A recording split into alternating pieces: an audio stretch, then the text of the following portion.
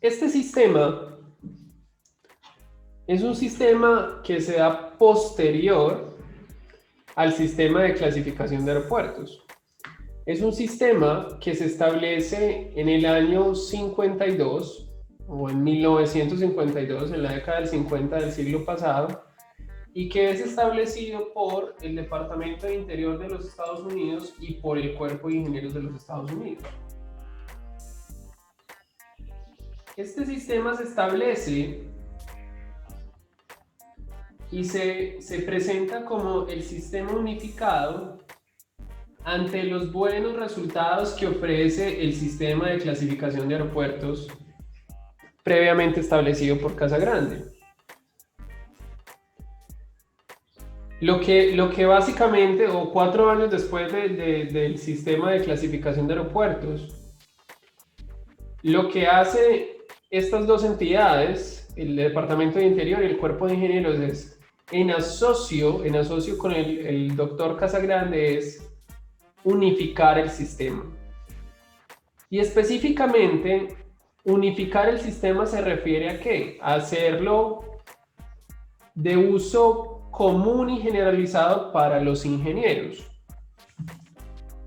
Y específicamente para la naciente mecánica de suelos, aunque ya en ese momento ya podemos hablar de unos 20 años tal vez de mecánica de suelos, desde la publicación del primer tomo de mecánica de suelos de Terzaghi, pero que fuera de ahí, digamos, de uso común para toda la ingeniería. Lo interesante de esto es que, siendo desarrollado en Estados Unidos, terminó volviéndose popular a nivel mundial.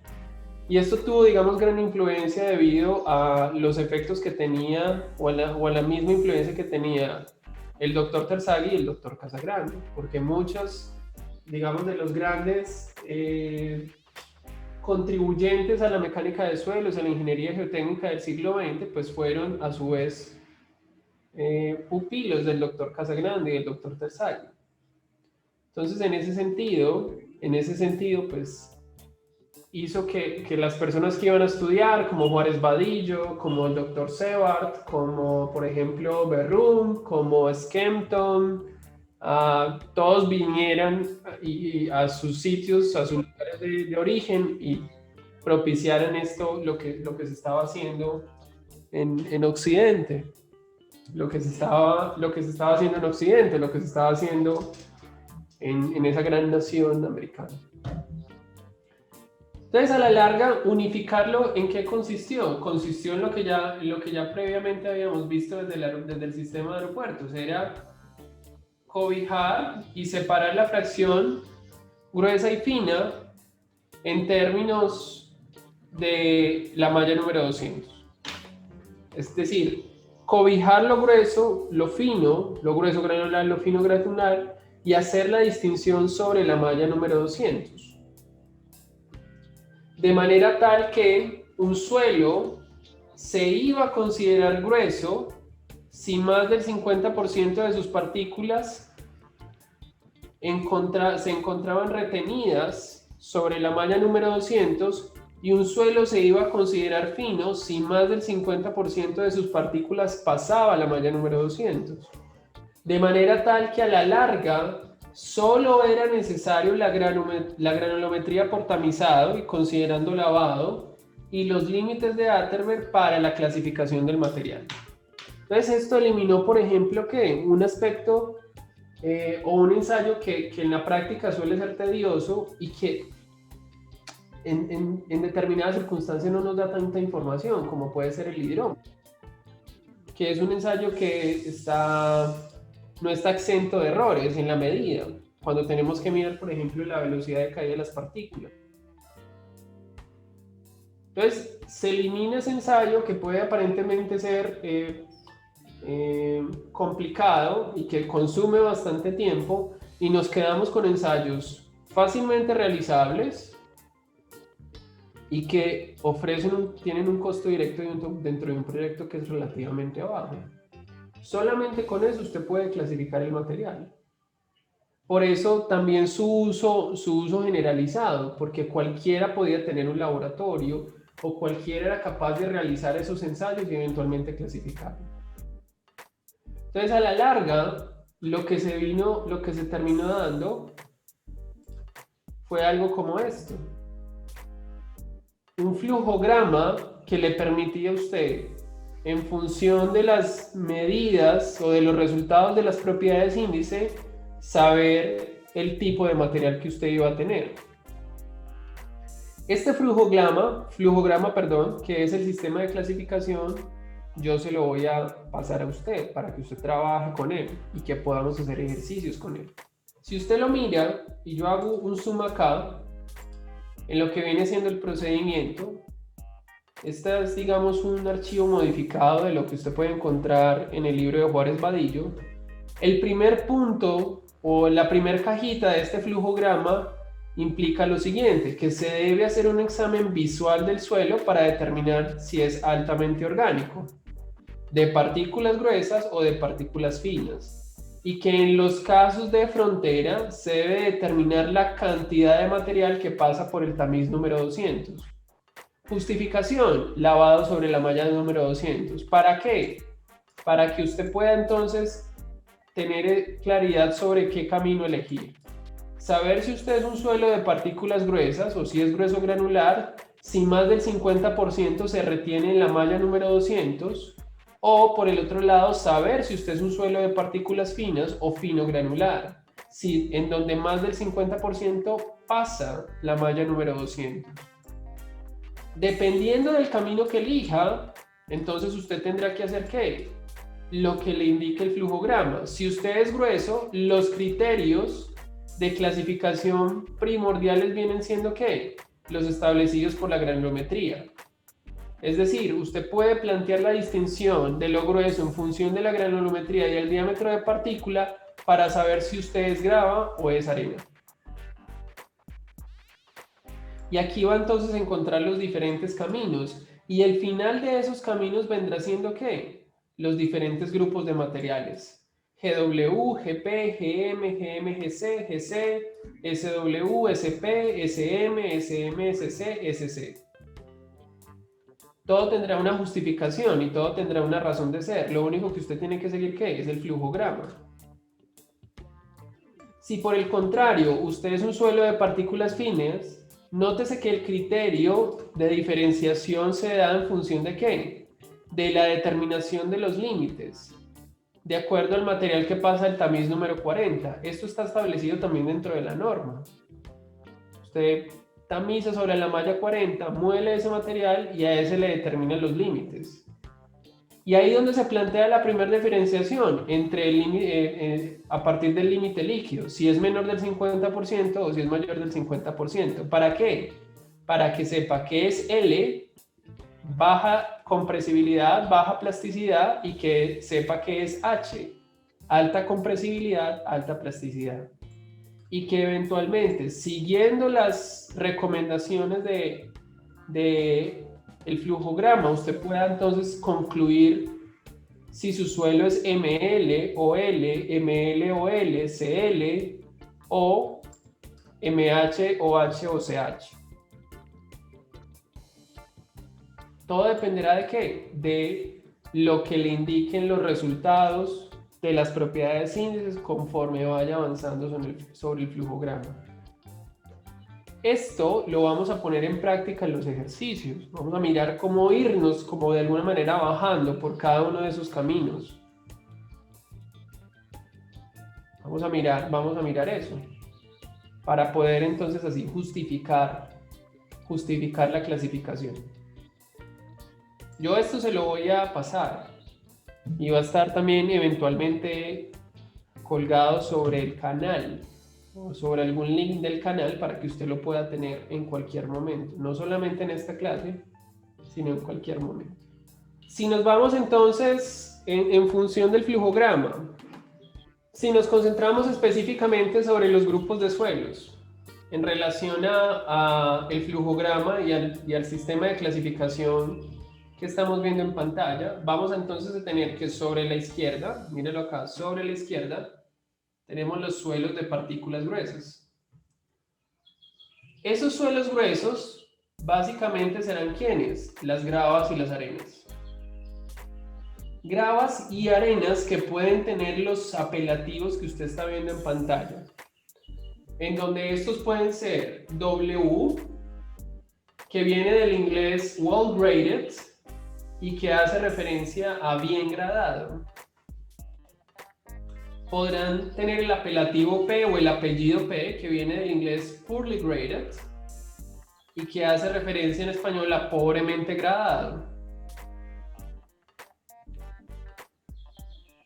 Apellidos o apelativos que usted puede de alguna manera que tener o establecer para su material cuando realiza la granulometría y cuando establece dentro de lo que viene siendo para nosotros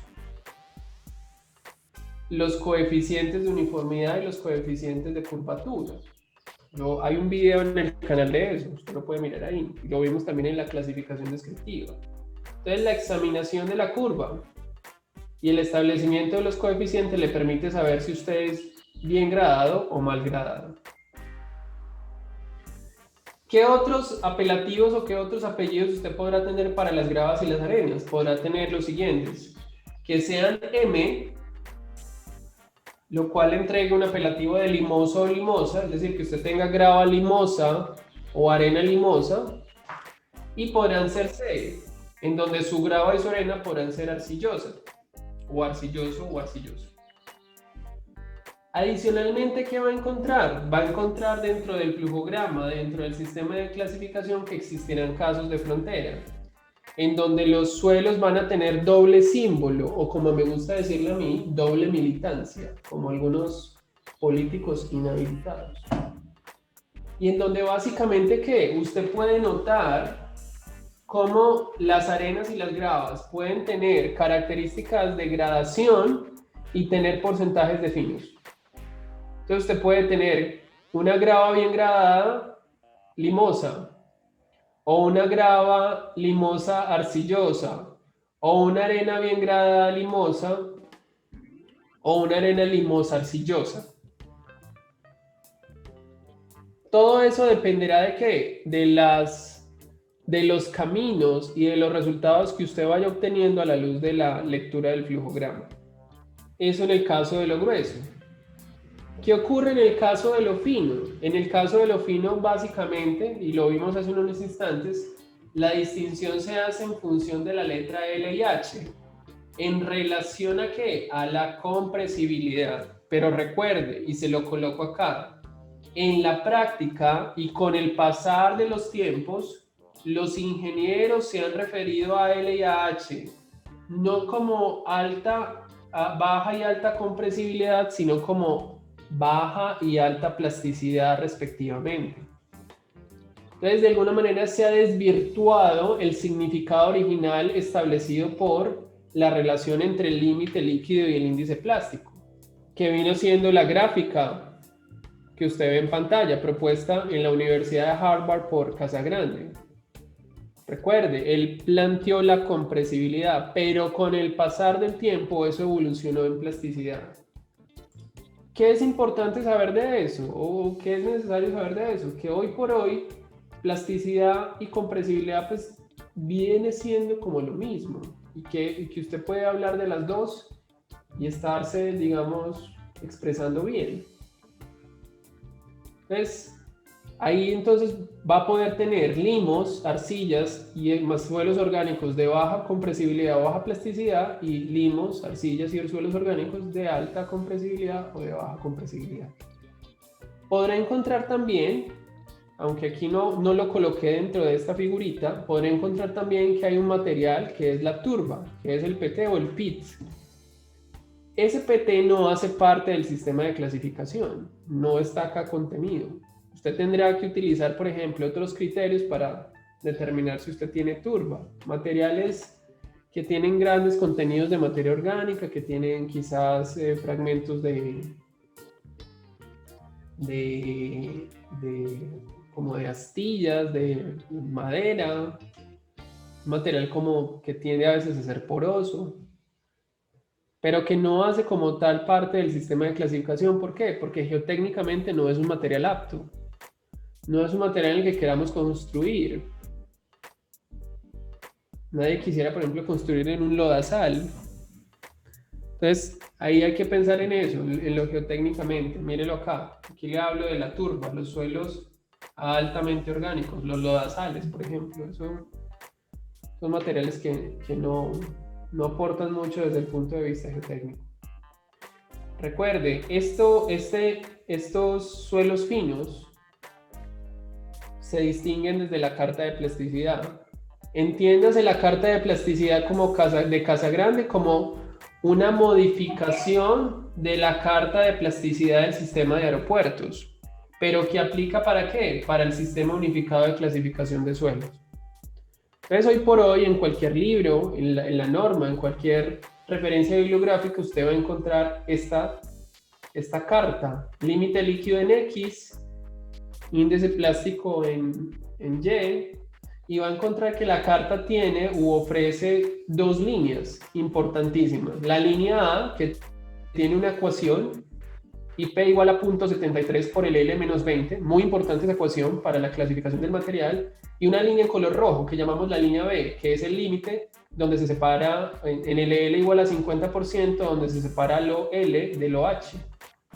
La línea verde guarda la forma de ese primer intento de carta establecido por Casagrande allá en la Universidad de Harvard.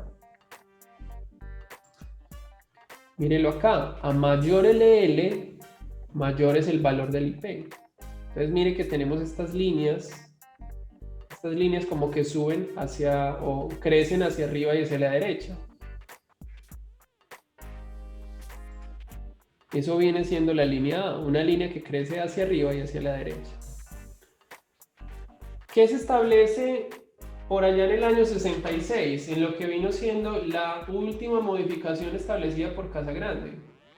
Se establece la existencia de la línea U, que es esta línea en color amarillo que usted encuentra en pantalla, que es una línea que indica que ningún suelo del mundo mundial podrá estar por encima de ella. En otras palabras, esta es como una línea límite. Esa U viene de up o upper line, o la línea máxima, la línea superior. Ningún suelo, al menos de los que ensayó Casagrande hasta el año 66, y entienda que Casagrande ensayó muchos suelos, porque vio que había suelos de Holanda, Panamá, México, Argentina, Boston, Reino Unido, Alemania. Ningún suelo está por encima de esa línea U. Entonces, si usted lo plantease, por ejemplo, en términos de un informe geológico geotécnico, o incluso desde lo que usted tiene que presentar en el laboratorio, es más que seguro que su suelo se encuentre, todos los resultados de su suelo se encuentren por debajo de esa línea amarilla. Si por alguna razón está por encima de la línea amarilla, pues repórtelo. Puede que quizás esté usted ante un descubrimiento. ¿Qué es interesante de esta carta de plasticidad? Además de lo que le acabo de mencionar, saber que existe una zona por encima de la línea A en donde tenemos como esta doble militancia, en donde el suelo para un IP entre 4 y 7 clasifica como CLML. Es decir, el suelo es arcilla y limo a la vez y es de baja plasticidad, que es este pequeño recuadrito en color negro que usted ve.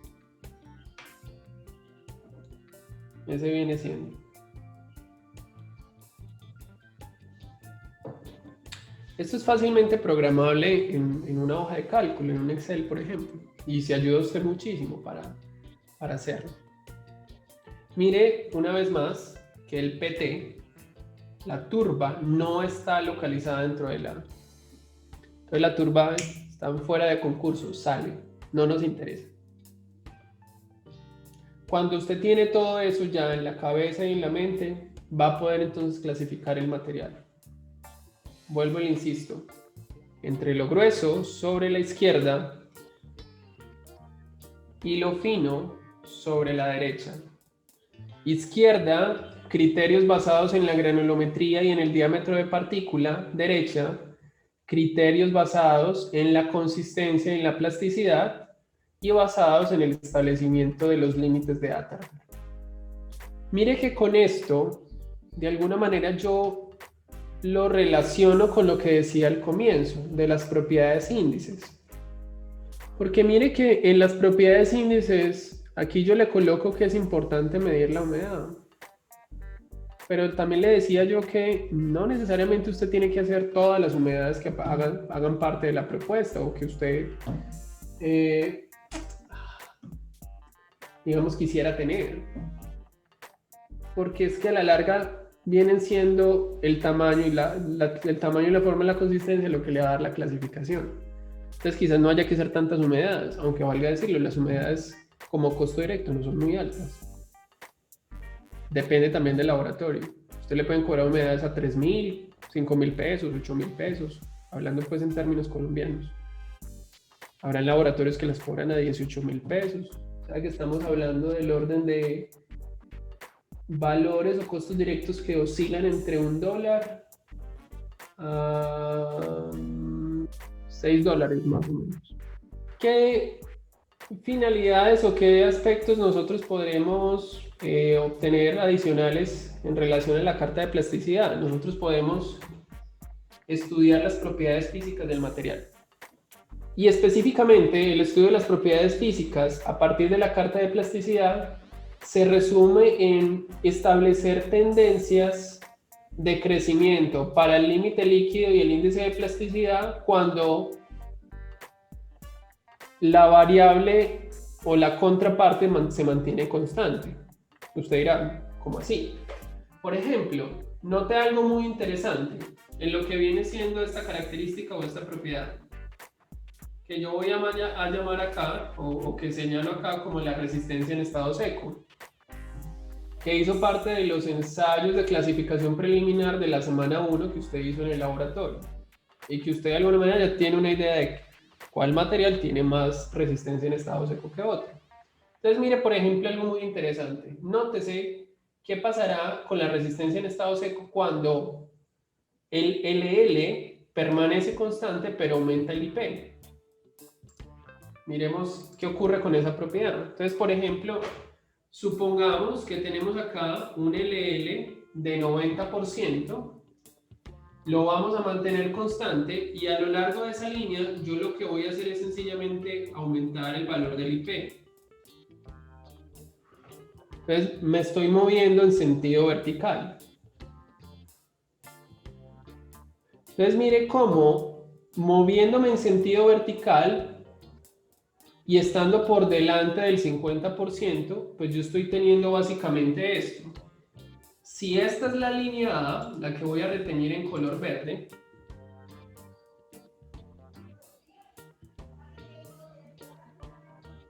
si esta es la línea A, y aquí tengo la línea B por LL igual a 50, nótese que la línea morada está yendo ¿de qué? De estar por debajo de A por encima de A. Y nótese cómo por delante del L igual a 50, ir debajo de A por encima de A es ir de ¿qué? De MH u OH a CH. En otras palabras,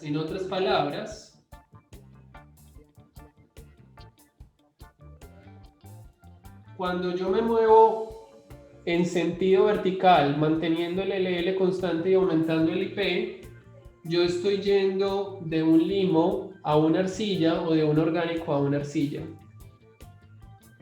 Y le pregunto yo, desde el laboratorio, muchachos, desde el imaginario, desde los resultados que ustedes obtuvieron, ¿qué tendrá una mayor resistencia en estado seco? ¿Un limo o una arcilla? Y entiende la resistencia en estado seco como ¿qué? Como la bolita, cuando usted la tiene en sus manos y usted la presiona e intenta resquebrajarla. ¿Qué material tiene mayor resistencia en estado seco? ¿El limo o la arcilla? Arcilla. La arcilla, al menos desde el imaginario. Entonces, en conclusión, ¿qué estamos viendo? Que en la medida que usted mantenga el LL y aumenta el IP, la resistencia en estado seco, ¿qué?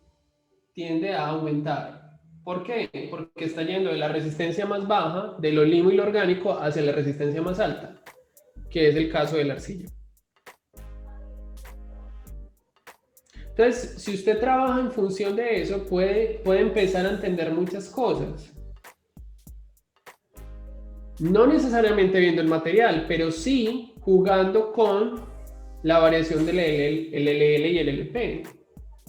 Mire, por ejemplo, qué le pasa a esta otra propiedad, que la vamos a ver dentro de unas sesiones, que viene siendo la permeabilidad.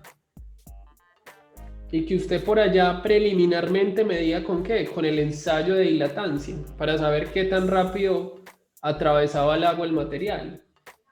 Entonces mire cómo, si hacemos exactamente lo mismo, ahora me voy a parar en un límite líquido de 100, lo mantengo constante y aumento el IP, nótese cómo estoy yendo de qué, de limo a arcilla, una vez más. Pero desde su imaginario, si usted lo recuerda en lo preliminar, ¿qué material dejaba pasar más fácil el agua? ¿El limo o la arcilla? Y entiéndase desde la dilatancia. ¿Cuál muestrica de suelo, cuando usted la tenía en la mano, alumbraba más o brillaba más, producto de que el agua salía más rápido? El limo. El limo. Entonces nótese cómo, en términos de la permeabilidad, ir de abajo hacia arriba implica que hay una disminución de la permeabilidad. Porque abajo dejo pasar más fácil el agua, mientras que arriba voy dejando pasar menos el agua. Me vuelvo menos permeable o me vuelvo más impermeable en la medida que aumente el índice de plasticidad. Entonces esas inspecciones le permiten a usted concluir muchas cosas. Y eventualmente esas conclusiones se reflejarán sobre el comportamiento del material. Si lo mira desde la otra perspectiva, de lo que viene siendo mantener el IP y aumentar el LL, pues básicamente ¿eso qué significa? Mantener el IP y aumentar el LL. Significa que la dirección de movimiento, ¿cómo es? Es en este sentido. Y básicamente ¿eso a qué se refiere? Se refiere simple y llanamente ¿a qué? A que si esta es la línea B, la que separa lo L de lo H, pues moverse de izquierda a derecha en la carta de plasticidad implica, en términos de la compresibilidad, que, por ejemplo, implica tener un aumento, porque voy de menor a mayor.